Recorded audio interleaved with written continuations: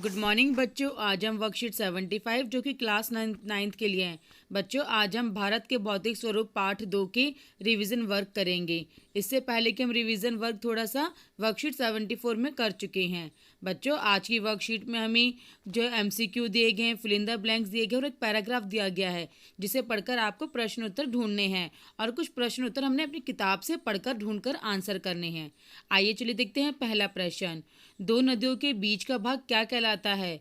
तो बच्चों, दो नदियों के बीच का भाग जो है दोआब कहलाता है। इसका उत्तर है क, दोआब। आइए देखते हैं प्रश्न 2।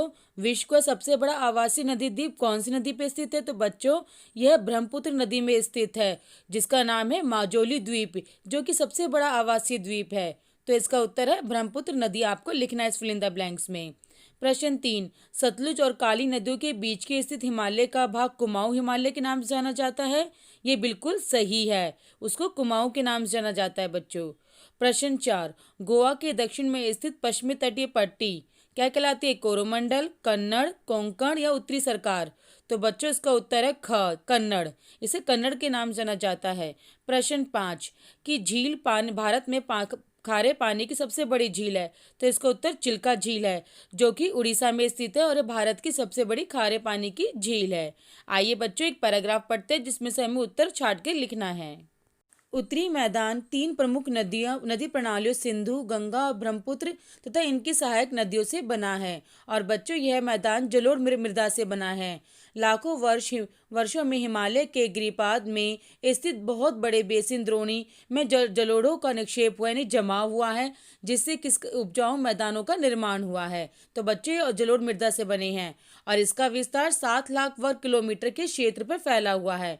यह जो उत्तरी मैदान है वो लगभग 2400 किलोमीटर लंबा है और 240 से लेकर 320 किलोमीटर तक ये चौड़ा है। कौन से मैदान? उत्तरी मैदान।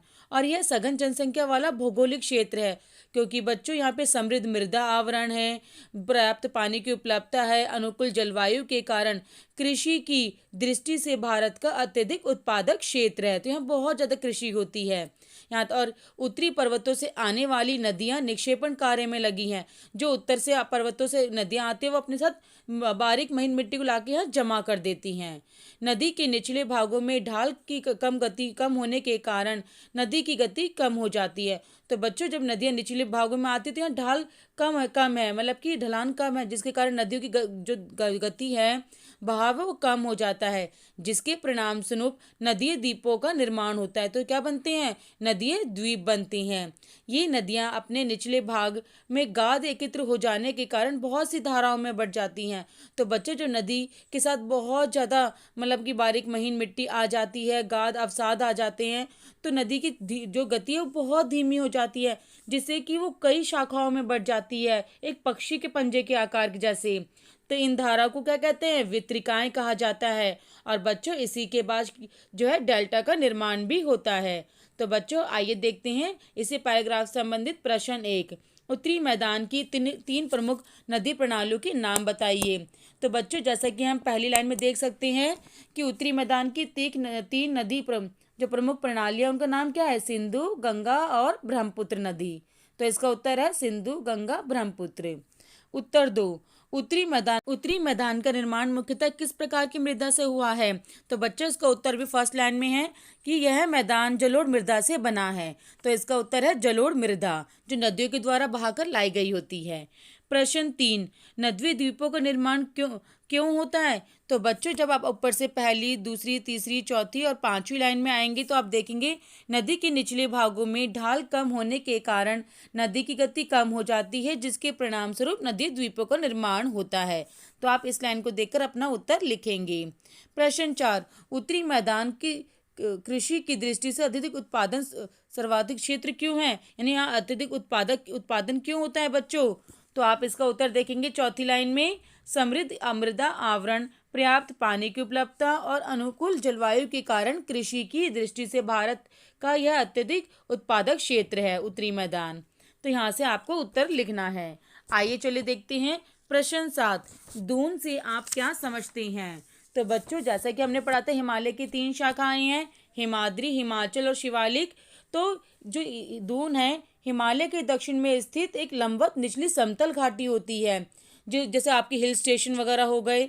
यह निम्न हिमाचल और शिवालिक के बीच पाई जाती है और ये किससे बनी है? बजरी तथा जलोढ़ मृदा की मोटी परत से ढकी हुई है। जैसे कि आपका हो गया देहरादून, कोटली दून और पाटली दून। और बच्चों चित्र की सहायता से भी आपको मैंने दिखाया, निम्न हिमालय और शिवालिक के बीच में जो समतल घाटियां होती हैं उन्हें दून कहा जाता है। आइए देखते हैं अगला प्रश्न। जलोढ़, खादर व बांगर में कोई 3 अंतर बताने हैं। जैसा कि बच्चों इसका भी हम जानते हैं, बांगर मैदान के पुराने जलोढ़ को कहा जाता है, यानी जब जलोढ़ मिट्टी पुरानी हो जाती है उसे क्या कहते हैं? बांगर, यानी कि भांगर भी कहा जाता है। जलोढ़ के लगातार संग्रह से छज्जी जैसी संरचना बन जाती है जो बाढ़ प्रभावी मैदान के स्तर जितने ऊपर उठ जाती है और ये कंकड़ों के संग्रहण क्षेत्र में प्राय अनुवर रहता है, यानी कि अनुपजाऊ के बाद यह उपजाऊपन भी इसमें बना रहता है। खादर, नवीन जलोढ़, नवीन और बाढ़ मैदानों में जो नई नई मिट्टी हर साल जो जमा बहा कर लाती है उसे कहते हैं खादर, जो हर साल जमती रहती है और नई होती रहती है। लगभग प्रतिवर्ष इनकी मृदा बदलती रहती है क्योंकि हर साल मिट्टी अपने साथ अवसाद जमा बहा कर लाती है और यहाँ जमा कर देती है और ये बहुत ज़्यादा उपजाऊ होती है क्योंकि इसमें बारीक महीन कण होते हैं। तो बच्चों इस प्रकार बांगर जो है पुराने जलोढ़ मिट्टी को कहा जाता है और खादर नई जलोढ़ मिट्टी को कहा जाता है। आइए देखते हैं अगला प्रश्न। प्रश्न 9, प्रायद्वीपीय पठार की प्रमुख विशेषताएं बताइए। तो बच्चों जैसा कि हम जानते हैं, प्रायद्वीपीय पठार जो है गोंडवाना भूमि के टूटने और अपवाह के कारण बना है। इस पठार के 2 भाग हैं, मध्य उच्च भूमि और दक्कन का पठार। मध्य उच्च भूमि में बहने वाली नदियां आपकी चंबल, सिंधवा, बेतवा और केन है और मध्य उच्च भूमि पश्चिम में चौड़ी है लेकिन संकीर्ण है। और दक्षिणी भाग पठार का जो भाग है त्रिभुजा आकार का जो नदी के पास है, जो आपका गुजरात, महाराष्ट्र के आसपास है बच्चों। उत्तर में इसके चौड़े आधार पर सतपुरा की श्रृंखला है, जबकि महादेव, कैमूर की पहाड़ियां भी हैं। और दक्षिण का पठार पश्चिम में ऊंचा और पूर्व की ओर कम ढाल वाला है। और बच्चों आप जानते हो पठार जो है खनिज लवणों की तुलना में बहुत अधिक मतलब कि प्रचुर पाए जाते हैं क्योंकि यहाँ खनिजों की मात्रा बहुत ज़्यादा ही है और ये आग्नेय शैलों के कारण बनते हैं। तो जब लावा ठंडा होकर जमता है तब इनका प्रायद्वीपीय पठारों का निर्माण होता है।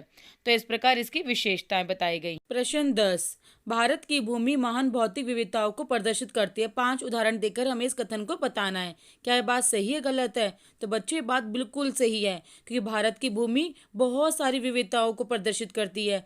जैसे कि यहाँ पर उत्तर में हिमालय पर्वत जल भंडार है, वन पाए जाते हैं वहाँ पे। यहाँ और हिमालय पर्वत से कई 12मासी नदियाँ निकलती है जिससे मैदानों का निर्माण होता है। नदियों के जल से बिजली पैदा की जा सकती है। फिर उसके बाद यहाँ पे उत्तरी मैदान जो पाए जाते हैं जो कि बहुत उपजाऊ है। यहाँ उत्तरी मैदानों पे अन्न का भंडार है जहाँ पे ढेर प्राचीन सभ्यताएं भी फली फूली हैं। उसके बाद आपका प्रायद्वीपीय पठार है जो कि खनिजों का भंडार है, जहाँ पे बहुत सारे खनिजों से आपके उद्योगों को कच्चा माल मिलता है जिससे आपके देश का विकास होता है।